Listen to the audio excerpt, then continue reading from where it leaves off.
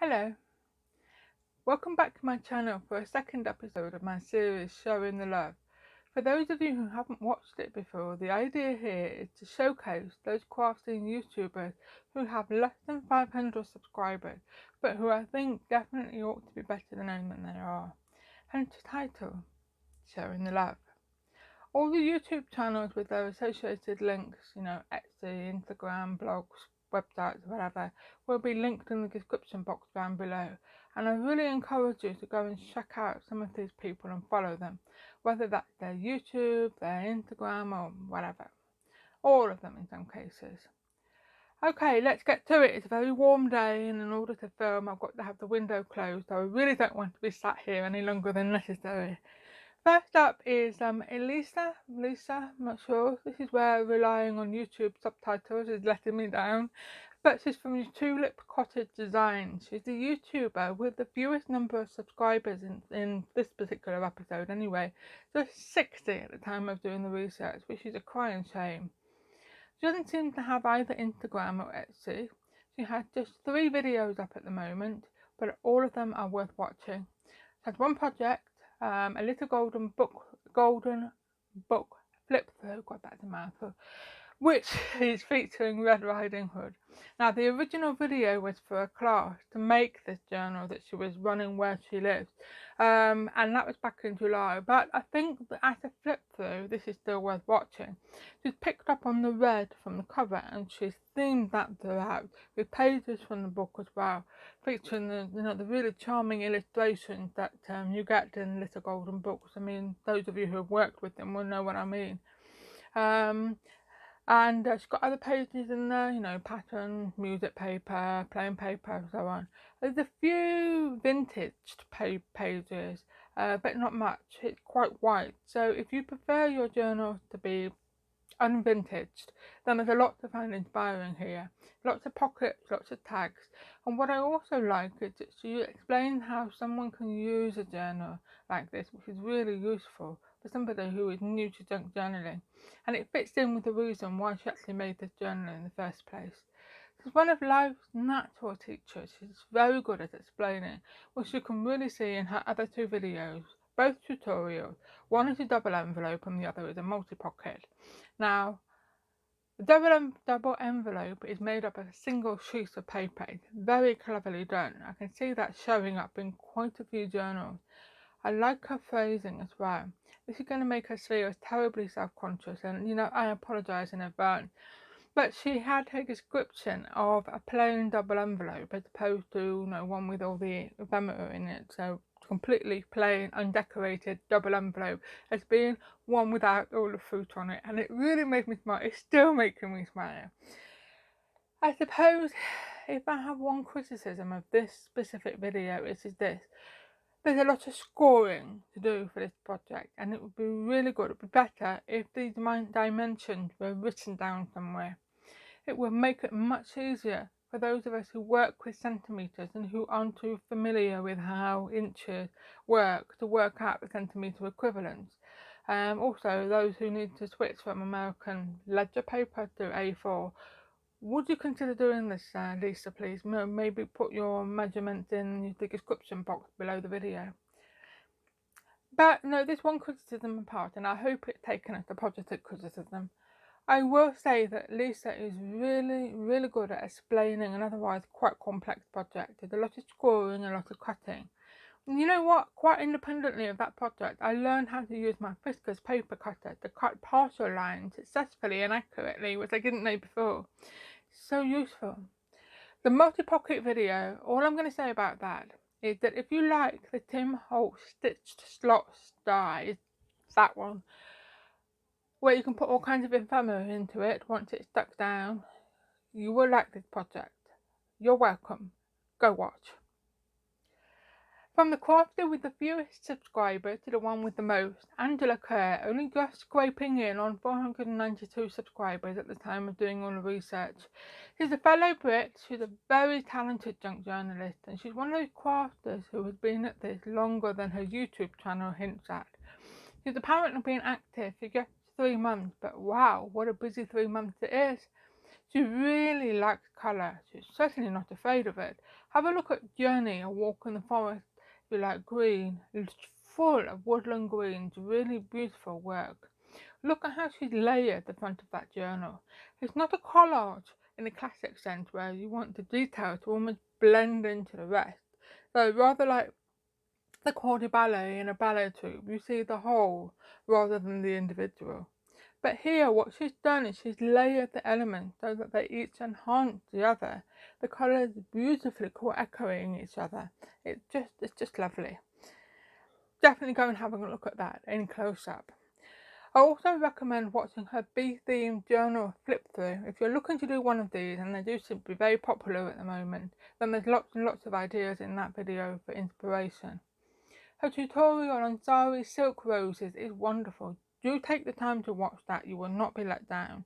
She uses some stunning silks. I will be buying some from her supplier, and the colours are amazing, as you can see in this still from her tutorial. It's not the first tutorial that she's done. She has one other on an altered envelope, which is also worth watching. And in this she uses the gorgeous Wildflower Meadow collection from Hackney & Co., which if you don't want to sell is always worth buying. And she gives great advice on getting seam binding to just the right stage of crinkliness. Her participation in the 5 on a Dime series is fab.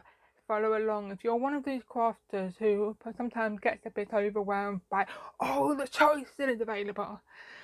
Angela has both Instagram and Etsy. Do check out her Instagram account. You will see what I mean about her love of colour.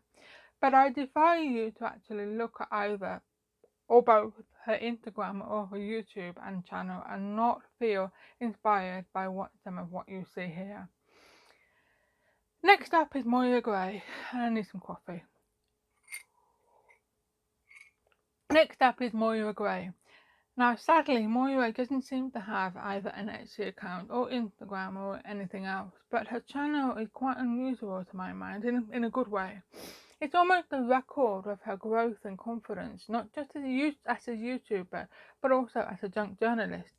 To compare her first journal, which is a single signature book with a card cover, and her most recent offering, which had complex material cover with images and additional folds built into it, and you'll see what I mean. That growth in skill and confidence is palpable and really lovely to see. Thought that had gone into her latest journal, Down in the Garden, is miles ahead of that first journal entitled Tsunami Rose Life a Bloom. Lovely though it was, and it really shows how Moira has grown. This may not be a channel that tells people how to do things, tutorials. It's not a channel that is trying to sell the journals that she has made. Not that there's anything wrong with that. But what it is instead is Moira. It's a sort of, this is my work, take me or leave me. And it's a refreshing honesty to that I really like. As an example, look at this page from the latest journal, Down in the Garden. It's detail on the pocket that's there. I mean, I suspect the fern is from a kit from Artimaze, I think she said, but she placed a doily on top and then the die cut of the butterfly with the foiling on it makes the whole thing coherent and to work in a way that is quite sophisticated and very beautiful. If there's one thing I would love to see from Moira, it is for her to slow down a tad. We want to have the time to appreciate the beauty of her work and for her to explain in a little more detail why she chose the things that she did. What was the motivation behind her journal? Moira, your work is gorgeous. Have the confidence in your work and in yourself to let it shine. If you need or you want to create a journal to give to somebody to remember a beloved pet who has now passed on, then In Memory of Bambi is definitely one to check out for inspiration. This was created for her niece who had just lost her beloved dog Bambi, so there are a few photos and quotes, but otherwise the detail is in the decoration. She's left empty space for the niece to add her own photos and thoughts. It's a lovely journal if you are at all soppy, like me. You will sniff back a few tears while you're watching it, I warn you. But Moira's work is lovely and she is definitely worth a follow. Do go and check her channel out. We move on to Sharon from MadPaperCrush, who has 396 followers at the time of writing. She's been making YouTube videos for around 8 months, a nice mix of flip-throughs and tutorials. Her tutorials and how-to-type videos are very, very good, and I think she's worth following for those alone. Tips for sewing paper, for example, is a really, really useful video, especially if you're new to sewing period. But even if you've got experience of sewing, well, either paper or fabric, she presents a lot of really useful information in a very measured and steady manner that is clear and easy to understand. I have to say, I love her sewing machine. It's an old one. I mean, I think I learned to sew on a Singer that was very similar. My dad bought that for my mum in 1976. But those old workhorses often cope with things far better than modern electric ones, although I will admit that they absolutely weigh a ton. Her Create a Snap Closure video is also very useful. I love that she presents a list of what you're going to need. And if you've watched my previous episode of Showing the Love, then you will know that not doing so is a real bugbear of mine. She looks at 2 different kinds of snap and how they work. She explains that you need 4 elements for each snap, and she featured a really good close-up of the different kinds of snap so that you can see exactly what you need for when you go and buy one. I do recommend watching this if you think you might want to incorporate a snap into your work at some point. I just popped back to her channel to check something just before filming, and I saw that she has a newest video up called Altered Puzzle Pieces, which is fab. These are just jigsaw puzzle pieces. I've never thought about altering puzzle pieces before, but the result that would look really, really good as an element in a journal means think about how you use clusters. You would use these in much the same way. Definitely worth watching for the inspiration. The flip-throughs are good to watch as well. Altered Hymnal is just that. It's a hymnal that she did for her sister to give to her husband. Lots of inspiration there for more personal, more male-related ephemera and style, which is good to see. Sometimes I think we tend as journalists to kind of neglect journals for men. On the other hand, I get the feel that Musings, which she created for herself, is more her personal style. Lots of vintage, lots of mushrooms, autumny kind of botanicals. The colours are quite muted, but for all that, it's a journal for writing in, which I really like. I'm sure you all know what I mean. Some journals are more for ephemera, for sticking things in, or some journals are more for works of art, art type journals, and others are for writing, even when they've got ephemera in, and they just scream, "Write in me!" And that's what this one is. I really like that. There's lots of plain pages. It's probably a very good thing that Sharon is in the United States, because you know what, I would totally steal that journal. She has an Etsy store, of course, with some digital kits and what she termed digital goodies, which is a fab term, and also a website with lots of information on it. It has an Instagram as well. Some of the pictures that you're seeing here have come from her Instagram account. And I also love that she's not using her Instagram just to drive traffic to her channel. Some of her photos contain tips and inspirations for things that you don't see on her YouTube channel, like these sort of use up scraps ideas, and this idea for table confetti. So if you're an Instagrammer, then definitely recommend following her there as well. Last up is Katheryn Thames. She had just 104 subscribers at the time of writing, although she has actually had her YouTube channel for 11 years. Despite this, she had just 9 videos. There was an 8-year gap between video 1 and video 2. Video 1 is something to do with baseball, I think. I'm sure Katheryn will explain it to me at some point. But her remaining videos are all crafty related, and indeed the brief "Welcome to my channel" video gives us a peek at the crafting room behind her, and it suggests that she's actually been crafting for quite a long time. I was so glad to see this crafting room, by the way. Those of you who have followed me will know that I recently had a bit of a rant about keeping crafting rooms real and not being afraid to share the real mess that is most of us have, and it's just fabulous to see that. I so want to peek into some of the drawers and the boxes that I can see behind her to see what crafting goodies I can discover there. She has no Instagram or Etsy that I can see, which is a shame. There seem to be quite a few crafters in this episode without Instagram and Etsy. If I'm wrong, and anybody featured here actually does have Instagram, Etsy, or a blog or a website or whatever, then please contact me or leave a comment, and I will be very glad to add it to the description box below. Anyway, back to Katheryn. The first journal that we see is in a video entitled Journal Flip Through. This is her personal journal, or one of them, as she said she has a hard time from stopping journals from bursting open because she packs them with it from her. I love that, that's so honest. We're treated to a flip through of some really eclectic pages and paper, everything from deli paper to children's books.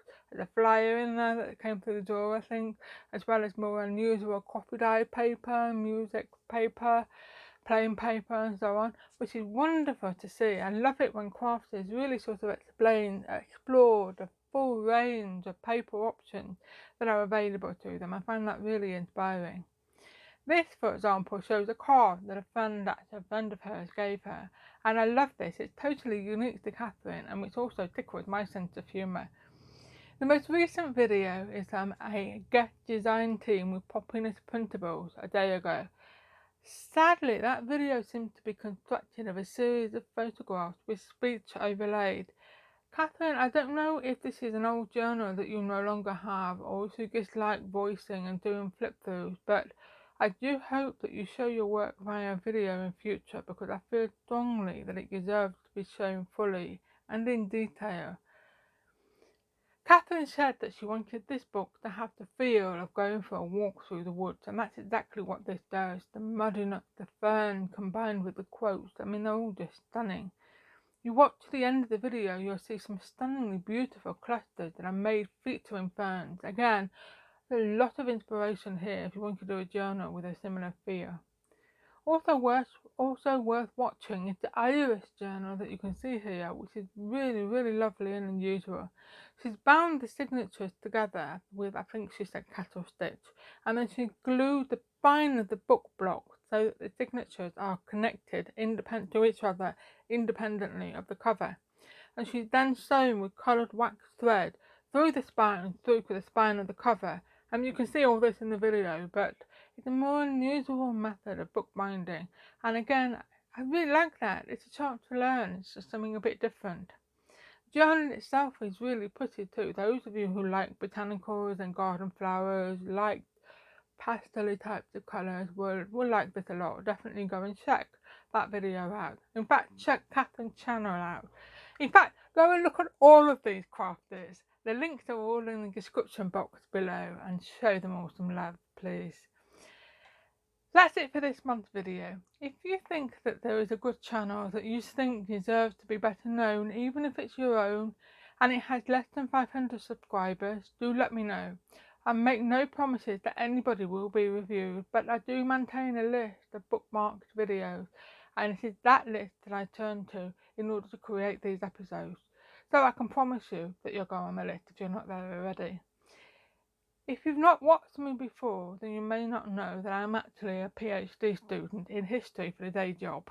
I'm in my last year of thesis writing, believe it or not. So occasionally this and crafting have to take a backseat to my real job. But I am hoping to get this series out on a monthly basis. If you have any questions or comments, please do leave a message or comment below. Thank you very much for watching. Thank you for your time, and I will see you again next time. Bye for now.